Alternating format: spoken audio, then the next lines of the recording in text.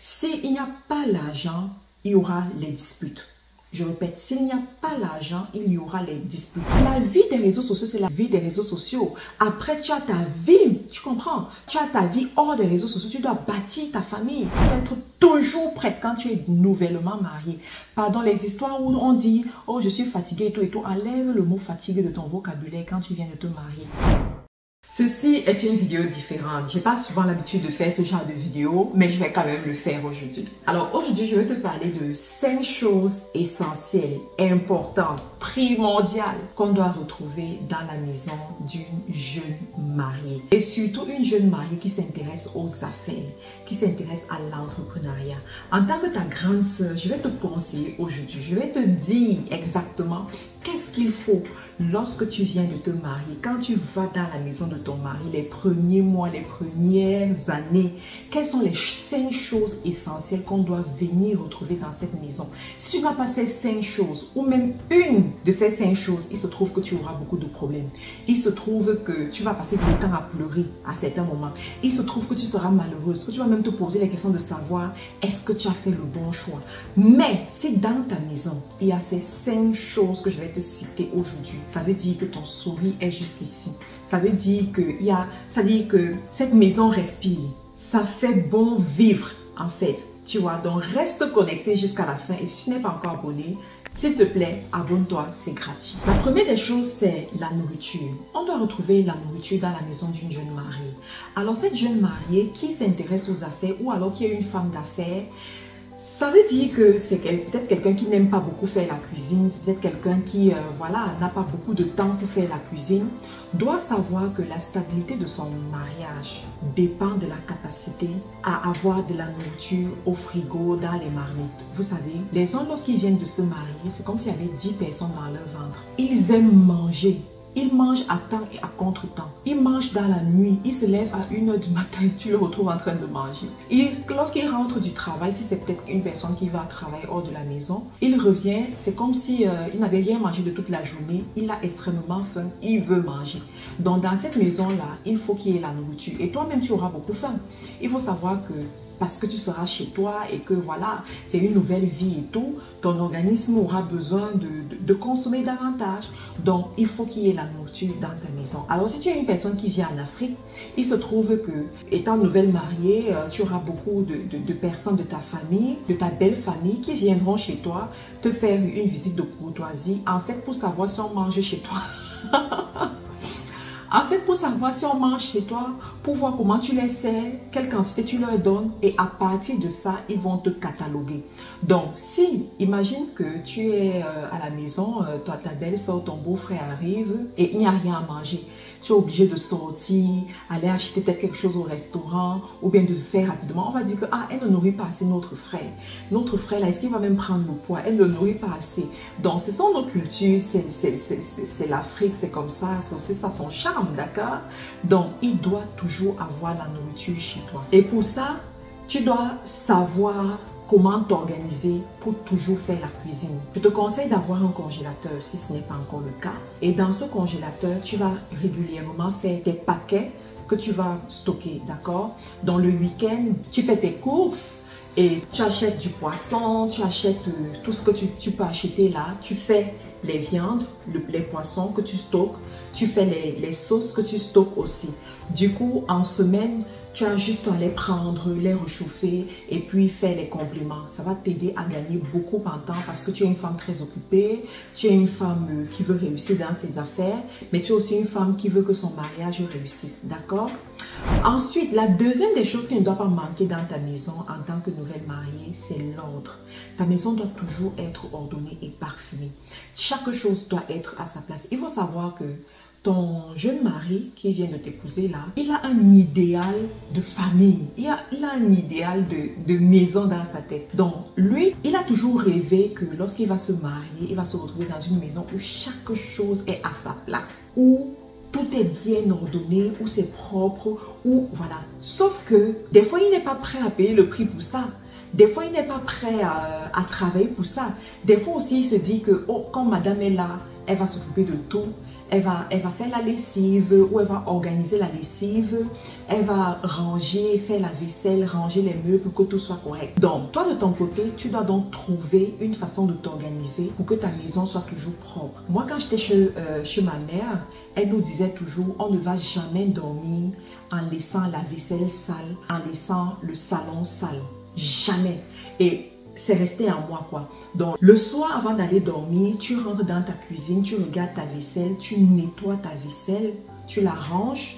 Et il faut savoir aussi que c'est une technique de propreté qui va t'éviter beaucoup de bestioles dans la maison. Tu regardes les nourritures, s'il y a des restes de nourriture, tu dois les réchauffer ou alors les mettre au frais pour qu'elles ne se gâtent pas. Donc, il faut savoir que si dans ta maison, la nourriture se gâte tout le temps et que tu dois jeter la nourriture, tu auras beaucoup de problèmes avec ton mari. Surtout s'il est un mari qui n'aime pas le gaspillage, d'accord? Et ce sera une très mauvaise impression que tu vas lui donner dès le début. Et il faut savoir que si tu épouses un homme qui n'aime pas le gaspillage, qui n'aime pas les dépenses inutiles et qui se rend compte qu'on jette beaucoup la nourriture dans votre maison, seulement pour ça, il ne va pas te faire confiance. Seulement pour ça, il va se dire que tu es une dépensière. Seulement pour ça, vous aurez beaucoup de problèmes au niveau de l'argent. Donc, faites toujours attention. Le soir, tu regardes dans ta cuisine, est-ce que tu dois mettre des choses au frais et tu le fais. Et tu rentres dans ton salon, tu ranges. Alors, il y a des jeunes couples, vous allez commencer à avoir les enfants assez tôt, Dieu merci. Alors, il faut savoir que les enfants, ce sont... Les enfants vont beaucoup éprouver ta patience et ta capacité à rester propre ou alors à garder ta maison propre. Mais il y a aussi une façon de s'organiser. Tu dois bien t'organiser. Si ta maison est assez grande qu'il y a la chambre des enfants, tu organises tout dans la chambre des enfants. La technique, c'est vraiment le soir, tout doit être en ordre. Lorsque le soir, tout est en ordre, le matin, on se lève, on est serein. Le matin, on se lève, on est joyeux. Et puis, l'esprit enregistre que la maison, elle est propre, tu vois. Et en journée aussi, tu t'assures à maintenir ta maison propre. Il faut savoir que si tu réussis le pari de garder ta maison propre, tu vas attacher le cœur de ton mari. C'est-à-dire que tu vas l'attirer à aimer rester à la maison. Tu vas l'attirer à se sentir bien lorsqu'il est chez lui. Et tu vas te rendre compte que il est content d'inviter ses frères, d'inviter sa famille, d'inviter ses amis aussi à venir voir sa belle maison, à venir voir son bel appartement, à venir voir comment c'est rangé, c'est ordonné chez lui.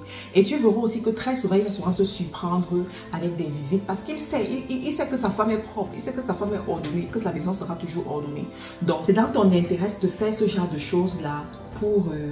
asseoir ton influence dans ta maison et gagner davantage le cœur de ton mari. La troisième des choses qu'on doit retrouver dans la maison d'une jeune mariée qui s'intéresse aux affaires ou alors qui est dans les affaires ou alors qui est très occupée, c'est quoi? C'est les bonnes odeurs. Les bonnes odeurs en commençant sur toi-même. Tu sais, l'une des choses que j'ai retenues de chez ma mère nous disait toujours une jeune fille se parfume avant d'aller dormir. Ça veut dire quoi? Déjà sur toi-même, tu dois sentir bon. Tu dois avoir ta brume qui te permet d'avoir toujours une belle senteur. Tu dois avoir ton déodorant, tu dois avoir tes parfums. Pas un parfum, mais des parfums, d'accord? Tu as le parfum du jour, le parfum de la nuit. Tu dois avoir, tu vois, des parfums pour te parfumer. Tu dois avoir les parfums pour chaque pièce de ta maison. Ah oui, je vous assure. Tu dois avoir des parfums pour chaque pièce de ta maison, en commençant par la chambre à coucher où tu dors avec ton mari. Ça doit toujours être parfumé. Ensuite, votre salon, la salle de bain. La salle de bain doit toujours être parfumée. Donc, je vais vous montrer un peu les parfums que moi j'utilise chez moi. Vous pouvez vous inspirer, c'est très facile hein, à fixer ce genre de parfum là. Donc ta maison doit sentir bon. Pourquoi? Parce que le parfum renvoie une certaine information. Le parfum apaise. Le parfum positionne une personne dans ton esprit. Tu sais, est-ce que tu sais que tu es plus attiré à rentrer dans des maisons qui sont bien parfumées? Quand tu es rentré dans une maison qui est bien parfumée, une fois, tu veux revenir dans cette maison. Quand tu es rentré dans un supermarché, juste un supermarché qui est bien parfumé, tu as tendance à revenir dans ce supermarché et à dépenser sans compter dans ce supermarché. Donc, si toi, tu réussis à mettre une belle ambiance avec des belles odeurs dans ta maison, tu vas voir comment ton mari sera de plus en plus gentil avec toi. Tu vas voir comment il va t'aimer, il va t'enlacer, il sera content d'être avec toi, il sera content d'être à la maison, il sera joyeux parce que le parfum, la bonne odeur éveille les sens et ça rend les gens joyeux. Donc, c'est un petit secret que je te donne comme ça. va essayer, tu verras. La quatrième chose qui ne doit pas manquer chez toi, très importante, quand tu viens de te marier et quand tu veux la stabilité dans ta maison, c'est l'amour du mouli. Je suis obligée de dire ça comme ça parce que je ne veux pas que YouTube ou Facebook bloque ma vidéo. Mais vous comprenez ce que je veux par là dire. Alors oui, c'est très important. Quand tu as une nouvelle mariée, tu dois savoir que l'endroit favori de ton mari sera sous tes jupons. Son passe-temps favori sera d'être sous tes jupons, de te poursuivre partout. Oui, les nouveaux mariés, c'est comme ça qu'ils sont. C'est comme ça qu'ils sont. Donc, il va faire ça pendant un bon moment jusqu'à ce que les réalités de la vie vous rattrapent. Et quand les réalités de la vie vont vous rattraper, tu vas te demander, mais pourquoi il a changé? Qu'est-ce qui se passe et tout? Non, c'est juste que les réalités vous ont rattrapé. Mais au début du mariage, ce sera son passe-temps favori. Je vous assure, sur 24 heures, 24 heures dans une journée, il peut passer même 10 heures de temps à être sous tes jupons. Et ça ne le dérange pas. Parce que vous venez de vous marier, il faut savoir qu'il y a certains hommes, ils se sont tellement privés dans le célibat que dans le mariage, c'est comme si on vient les déchaîner. C'est comme si, voilà, c'est comme si on avait déchaîné le lion que va en guerre. Donc, à un moment donné, il faut le comprendre. Et puis, voilà. Et toi, la femme, tu n'es pas en reste, hein, parce que bon, on est en train de parler comme ça. Peut-être tu vas dire que, ah, c'est seulement, même toi. Même toi. Donc toi aussi, tu n'es pas en reste. Il se pourrait que toi aussi, tu as passé peut-être ta jeunesse à te priver, tu as passé beaucoup de temps à te priver. Et voilà, tu te retrouves marié. Et puis voilà, tu veux rattraper tout le temps perdu. Mais bon, l'expérience a quand même prouvé que c'est l'homme. C'est l'homme qui sera plus chaud, quoi. Toujours est-il que c'est quelque chose que tu ne dois pas négliger dans ta maison. Donc tu dois être prête. Tu dois être toujours prête quand tu es nouvellement mariée. Pardon, les histoires où on dit « Oh, je suis fatiguée et tout et tout », enlève le mot fatigue de ton vocabulaire quand tu viens de te marier. Donc, tu dois toujours être prête. Tous les soirs, tu dois prendre ta douche avant d'aller au lit. Toujours être prête, toujours dans tes belles petites tenues.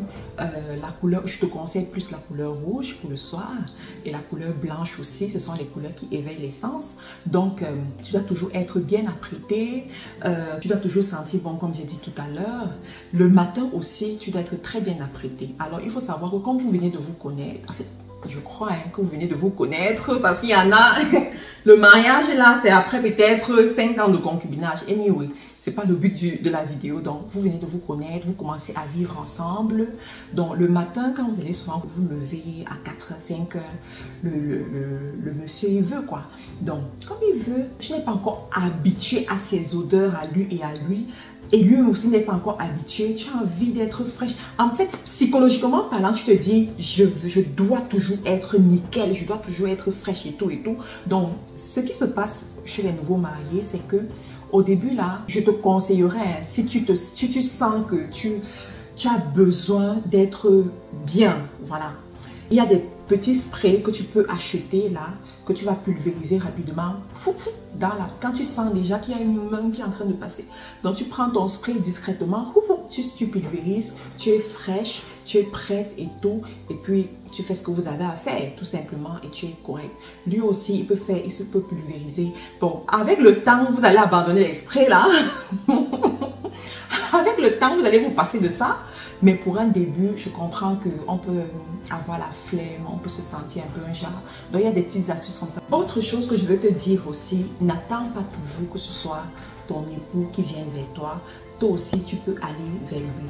Il faut que tu essayes de comprendre son corps, de savoir quelles sont ses zones sensibles là, pour pouvoir le stimuler, le réveiller, tu vois. Et ça va pimenter votre couple, ça va vous rendre joyeux, ça va vous rendre épanoui, ça va faire en sorte que ça va briser la glace qui pourrait être entre vous et ça va vous permettre effectivement de développer la confiance, très important. La confiance se bâtit aussi par cet aspect-là dans le couple, d'accord?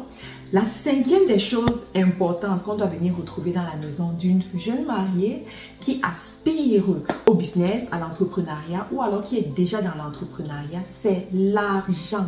Oui, l'argent, c'est le nerf de la guerre. Il faut savoir que s'il n'y a pas l'argent, il y aura les disputes. Je répète, s'il n'y a pas l'argent, il y aura les disputes. Je m'en fous de ce que vous dites. Oh, on s'aime beaucoup, l'argent, l'amour est plus important et tout. Ça, c'est valable quand vous ne vivez pas encore ensemble. Vous comprenez ça? C'est valable quand vous ne vivez pas encore ensemble. Quand vous commencez à vivre ensemble, vos yeux s'ouvrent. Quand vous commencez à vivre ensemble, la raison remplace l'amour, le coup de foudre. Ces grandes théories d'amour que vous avez développées dans vos cœurs, la raison viendra remplacer tout ça. C'est la raison pour laquelle il est important d'avoir une source de revenus.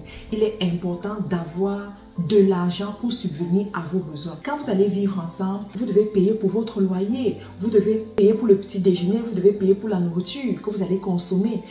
Vous aurez des envies, vous aurez envie de manger des choses. Il y a des gens qui viendront chez vous. Et à tout moment, votre situation sera exposée à des tiers, que vous le voulez ou pas. Et si effectivement Dieu vous bénit avec l'arrivée d'un enfant, l'enfant vient avec ses besoins, d'accord? Donc, l'enfant vient avec ses besoins qu'il faut satisfaire. Vous n'allez pas passer votre temps à appeler vos parents pour leur demander de l'argent ou bien solliciter des amis pour vous donner de l'argent. C'est irresponsable. Donc, il faut qu'il y ait de l'argent. Et il faut savoir que les gens sont très nerveux lorsqu'ils n'arrivent pas à satisfaire aux besoins de la famille. Des fois, on a vu des jeunes filles venir se plaindre plus tard disant que je ne reconnais pas mon mari. Avant qu'on ne soit marié, il était très bien, il était très gentil. Mais maintenant, je ne le reconnais pas. Il est tout le temps nerveux. J'ai l'impression que je l'énerve. Il ne veut même pas que je parle. Mais quand tu creuses davantage, tu te rends compte que le monsieur est comme ça lorsqu'il n'a pas d'argent. Le monsieur est comme ça lorsqu'il y a les responsabilités devant lui, il y a les dépenses à faire devant lui, mais dans son portefeuille, il n'y a pas d'argent. Dans son compte bancaire, il n'y a pas d'argent. Directement, il développe voilà, cette agressivité-là. Il développe ce caractère qui va repousser la femme et ses besoins. Parce qu'il faut savoir que la femme mariée, c'est une cargaison de besoins. Je dis bien une cargaison de besoins. Elle a toujours des besoins. Elle a toujours quelque chose qu'elle doit te demander. Elle a toujours envie d'une nouvelle chose. Tu as fini d'acheter aujourd'hui, demain elle revient avec un nouveau besoin. Donc comme il veut limiter ses besoins dans ses oreilles, il se braque, il se fâche et la femme elle est touchée. Et voilà comment les problèmes commencent dans la maison. Donc pour éviter ce genre de choses, vous devez avoir une source de revenus. Et vous devez travailler pour votre source de revenus. Il y a plusieurs femmes, j'ai eu une dernièrement qui me dit, elle va se marier et elle est en train de lancer son business. Qu'est-ce qu'elle doit faire? Est-ce qu'il ne serait pas mieux pour elle d'attendre, de laisser le business et se marier, se concentrer sur le mariage et tout? Je lui ai dit, mais non, les deux vont ensemble. Les deux vont tellement ensemble. Et parce que tu vas même te marier, c'est la raison pour laquelle tu dois absolument chercher à être financièrement libre. C'est la raison pour laquelle tu dois absolument chercher à avoir une source de revenus. Parce que si ce n'est pas le cas, tu seras frustré dans ce mariage. Si ce n'est pas le cas, cet amour va se transformer en dispute, en discorde et en haine même.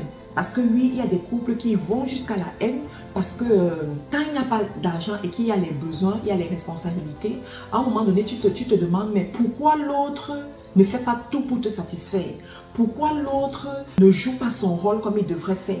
Est-ce qu'il t'aime réellement? Tu vois le genre de questions qui arrivent, est-ce qu'il t'aime réellement? Et quand ce genre de questionnement arrive là, c'est très dangereux, c'est pas bon. Donc, quand vous êtes des jeunes mariés là, en dehors vraiment de ces coups de foudre, ces sensations, tous ces trucs là, soyez lucides et développez vos sources de revenus. Cherchez votre argent. Si l'entrepreneuriat n'a pas encore pris comme il faut, si l'entrepreneuriat n'a pas encore émergé comme il faut, n'ayez pas honte d'aller chercher un emploi quelque part. Parce qu'il y a aussi beaucoup qui souffrent. Pourquoi? Parce qu'à un moment donné, ils ont cet orgueil de se dire que oui, tout le monde me connaît comme un entrepreneur, j'ai tellement vanté les mérites de l'entrepreneuriat et tout, et tout, et tout. Est-ce que c'est moi qui vais encore aller chercher un travail? Mon ami, si ça ne marche pas, tu vas d'abord chercher un emploi, tu établir la stabilité parce que voilà, tu dois équiper ta maison, tu dois subvenir aux besoins de ta famille, voilà, à tes propres besoins. Tu vas chercher un emploi qui te permet de le faire. Et entre-temps, tu développes ton entreprise. Tu as la possibilité de faire les deux en même temps. Donc, il s'agit juste d'une question de travail, d'une question de détermination, d'une question de fermeté. D'accord? Donc, n'ayez pas peur, n'ayez pas honte. Moi, j'ai vu beaucoup de couples au bord de la rupture à cause de cet orgueil. Et surtout ceux qui sont sur les réseaux sociaux, parce qu'ils se disent, oh, sur les réseaux sociaux, les gens me connaissent, ce sera comme un aveu d'échec. Non! La vie des réseaux sociaux, c'est la vie des réseaux sociaux. Après, tu as ta vie, tu comprends? Tu as ta vie hors des réseaux sociaux, tu dois bâtir ta famille, tu comprends? Donc, il est plus important pour toi de prendre un moment, ça peut être 1 an, ça peut être 2 ans, ça peut même être 5 ans, où tu vas travailler chez un employeur, tu te fais une belle santé financière et si tu peux, entre-temps, tu continues avec tes activités, tu réduis peut-être le rythme, mais tu continues. Ou alors si tu ne peux pas, tu laisses. Le moment où tu seras prêt, tu vas continuer. Il n'y a pas d'âge pour entreprendre. On peut entreprendre à tout moment. Tu peux entreprendre à 40 ans, à 50 ans, à 60 ans. À n'importe quel âge, tu peux te lever et puis tu entreprends. Donc ne vous mettez plus trop de pression là qui vous détruisent inutilement. D'accord? Donc, j'espère que ces conseils t'ont aidé en tant que ta grande sœur, voilà. Et en tant qu'une personne qui est passée par là, ça fait quand même 5 ans aujourd'hui que je suis mariée là. Et j'ai quand même des choses à dire par rapport à ça. Et j'ai une de mes étudiantes avec qui j'ai eu une conversation dans ce sens et ça m'a inspiré cette vidéo. Donc j'espère que ça va aider toutes mes jeunes sœurs là d'ailleurs et tous mes jeunes frères aussi à pouvoir vraiment bien aborder cette nouvelle vie, à bien réussir cette entrée en matière en ce qui concerne le mariage. Parce que quand vous êtes bien marié, vous prospérez davantage. Je répète, quand vous êtes bien marié, vous prospérez davantage. Donc, si tu n'es pas encore abonné sur cette chaîne, abonne-toi. Laisse-moi un commentaire, laisse-moi un commentaire sur ces 5 points-là, lequel t'a le plus marqué. Laisse-moi un commentaire dans la description de la vidéo. Je prendrai la peine de te lire, de te répondre. Et les autres personnes aussi, le peuple, va aussi lire et répondre. Merci à vous tous pour votre fidélité qui m'honore. Merci pour votre amitié, pour ceux-là qui témoignent de l'amitié. Je vous remercie. Abonnez-vous à la chaîne si ce n'est pas encore fait. Et on se retrouve dans une autre vidéo. Bye bye. Pour un séjour calme et agréable à Abidjan et à Douala, choisissez MC Home, votre nouvelle agence immobilière. Nous mettons à votre disposition des appartements meublés ultra modernes au bord des routes principales. Bénéficiez d'un cadre sécurisé, entièrement équipé avec une couverture internet haut débit pour un séjour inoubliable. Réservation au Cameroun, plus 237 676 05 17 87. En Côte d'Ivoire, plus 225 07 88 75 24 07. MC Home. Faites comme chez vous.